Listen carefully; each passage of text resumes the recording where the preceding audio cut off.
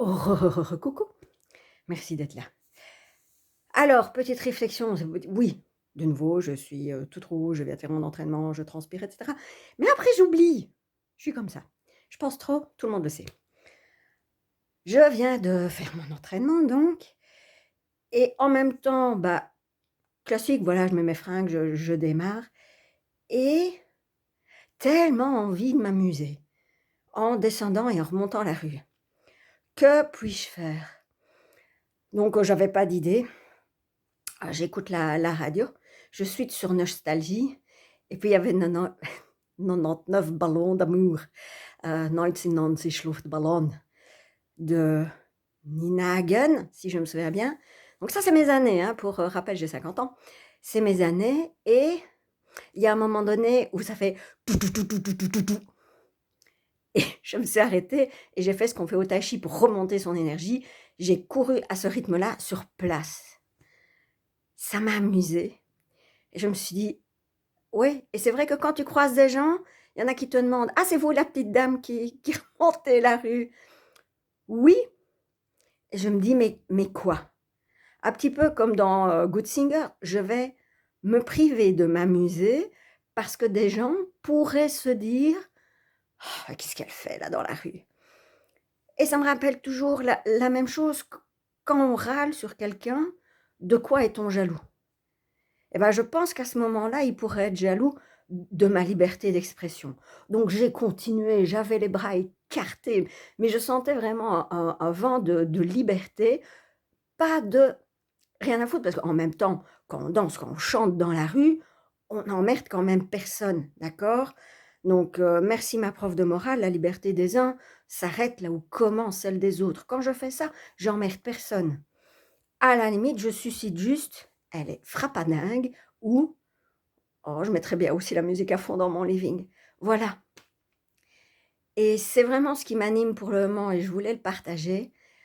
Heu, donc vous savez, c'est ce que je prône en coaching. Oh, et si on rendait le truc encore plus amusant? C'est toujours la même chose, on le sait aussi en pédagogie. Quand on arrive à ajouter une couche émotionnelle, on va dire positive pour raccourcir, quand on arrive à mettre une couche émotionnelle, ça va mieux. Je viens de revoir un épisode de New Amsterdam. Pour les bisounours, les empâtes, regardez, c'est la série qui fait du bien, et c'était un garçon qui avait perdu l'usage de ses bras, je sais plus pourquoi. On lui met donc un appareil, donc un appareil, un bras mécanique, et on lui dit: «Bouge la main».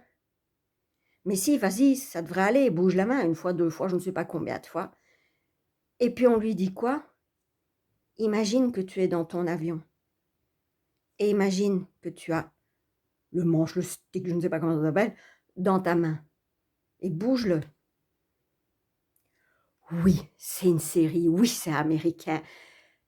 Voilà, je ne sais pas si ça marche à ce point-là, mais ajoutez une couche d'émotion positive à ce que vous faites, qu'est-ce que vous allez savourer? Parce qu'en plus, comme vous avez cette couche émotionnelle et vous ne savez pas faire autrement que de la vivre, votre émotion, c'est rarement la mettre dans un tiroir. Si, mais ça s'appelle des dissociations, nous sommes d'accord? Comme vous ne savez pas faire autrement que de la vivre, vous êtes en conscience et vous vivez l'instant. Pour rappel, dans survivre, il y a sûr et autre. C'est peut-être pour ça qu'il faut mettre du sucre dans sa vie, c'est pour la rendre moins sûre. Ouais, ça c'était la bluette de la bluette. Voilà, je vous invite, quand l'occasion surtout ne se présente pas, à vous demander: «Je peux rendre ça comment plus fun? Comment je peux savourer ma vie?» Donc allez-y avec du sucre, doucement pour les diabétiques. Allez avec du sel, des épices, du curry. Oh, vous trouverez. Mais cherchez, ne vous arrêtez pas de chercher. Ne soyez pas juste: «Ça va». Il y a vraiment, mais il y a tellement moyen d'être dans un état que: «Ça va». Je vous embrasse, portez-vous bien, je pars sous la douche. Ciao.